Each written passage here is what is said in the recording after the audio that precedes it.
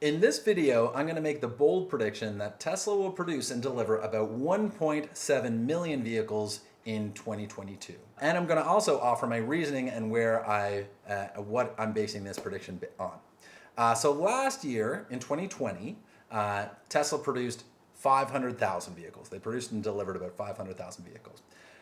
So far, it's looking like at the end of this year, 2021, by the end of this year, they'll have delivered about 900,000 vehicles. Let's say, generously, give or take 5%. I think we're going to be within 5% of 900,000 vehicles.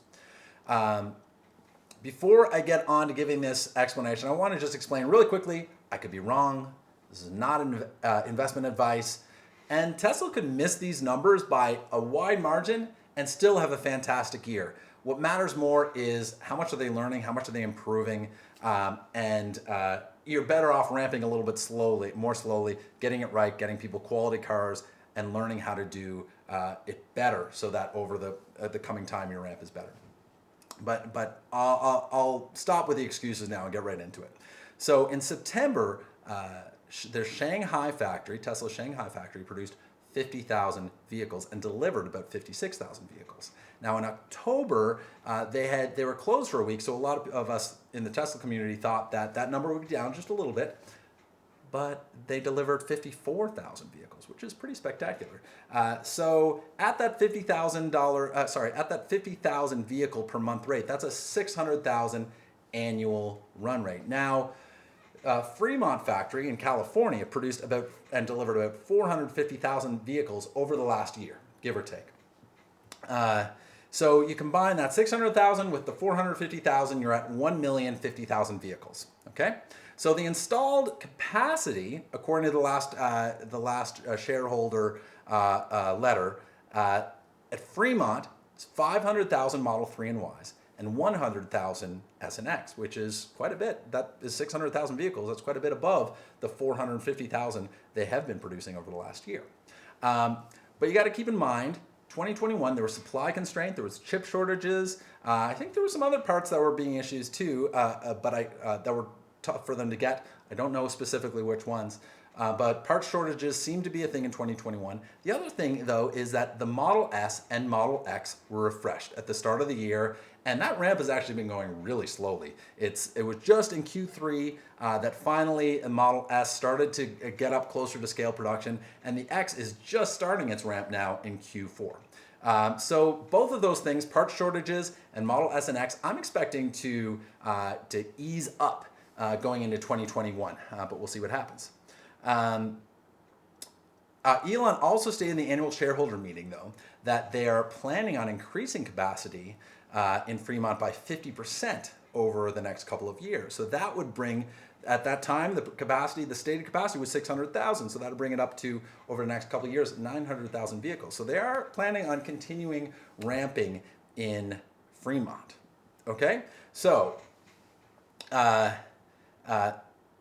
in Shanghai, the production ramp, super impressive, right? So we've got 50,000 vehicles in units in September and October, right? Over 50,000, which is over 600,000 units.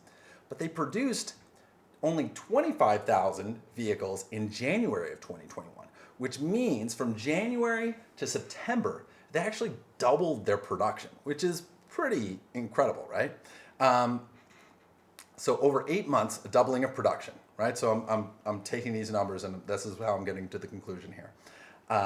So I expect that S curve, that ramp up, it's got to level off at some point. So I'm assuming rather than it doubling again over the next 6 months, I'm going to say, okay, let's bring it up another 50% over the next 6 months. And let's maybe bring it up another 8 months. Let's maybe bring it up another 50% over the following 8 months. And then let's kind of average it out in the middle, as in every month over the average month in 2022, I'm saying is up 50% above that 50,000 in September, which would be 75,000 vehicles per month on average. Okay, so that brings Shanghai up to 900,000 vehicles in 2022, which to me seems very impressive. But when I think about that ramp, and that would require the ramp to slow down to get to that number, and they're still really expanding in Shanghai. They're into a whole new phase of production there. it's basically a whole new factory they're adding on by the factory right now. So it could be more than that. So to me, that 900,000 seems like that could be actually, I've been feeling like that's maybe a pretty good number to guess. And it could be more, it could be less. I don't over under. I don't know where I go. I feel good about that 900,000 production. Could be wrong. We'll see. Now in Fremont, let's see. Let's go back to Fremont here. Yeah. Okay. So in Fremont, we were saying that they had that 450,000 a year, right? So they're improving the supply shortages. That's going away. They're also increasing the capacity, and also Model S and X are coming online.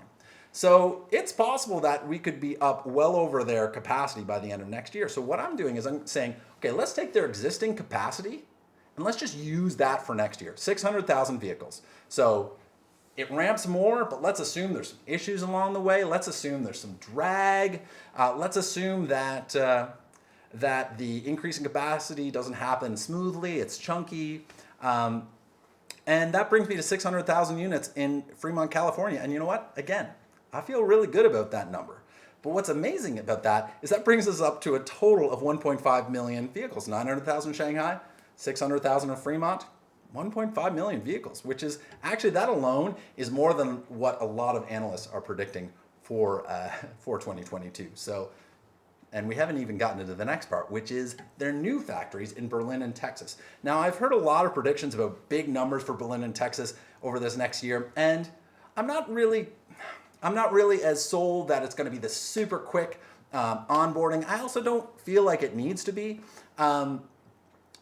So I'm kind of two minds with this. So what I decided to do was look back at the ramp of Shanghai and apply something similar, but maybe discounted a little bit for both Berlin and Texas. So the first year in Shanghai, they produced right around 140,000 vehicles. So taking that number from Shanghai and applying it to Texas and Berlin, well, what are the differences here? Well, how can we compare these things? So on the one hand, Tesla China has been really impressive. They seem to have really strong government backing from the local Shanghai government, and there seems to be no drag on their ability to expand, and that seems hard to match. There's also new technologies going into the cars in Berlin and in Texas that could be clunky getting it going. So there's the new 4680 cells, there's the structural battery pack, there's the new castings, there's the new paint shop in Berlin that's been talked about, and Zach Kirkhorn on the last earnings call said the pace of these ramps could be hard to predict. He said it could, we don't know exactly, and we don't know what we don't know basically, so there could be issues in these ramps, and he was just basically making no promises.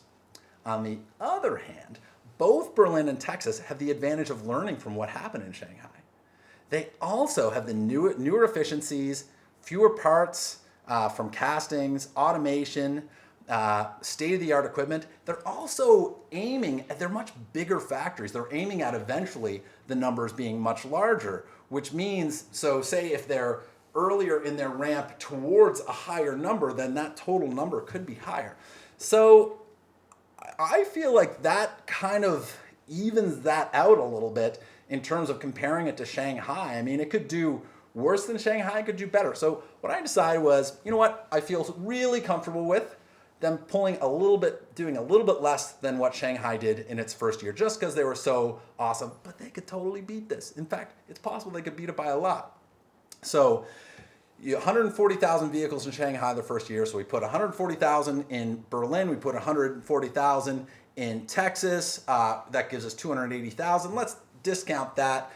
Let's take 80,000 away from that just to factor in challenges that they could encounter on the way. And who knows? It could be less. It could be a lot more.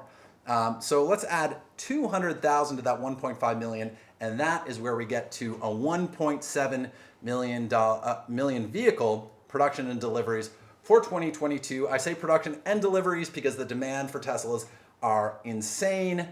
Their goal is to get to 20 million vehicles a year in 2030.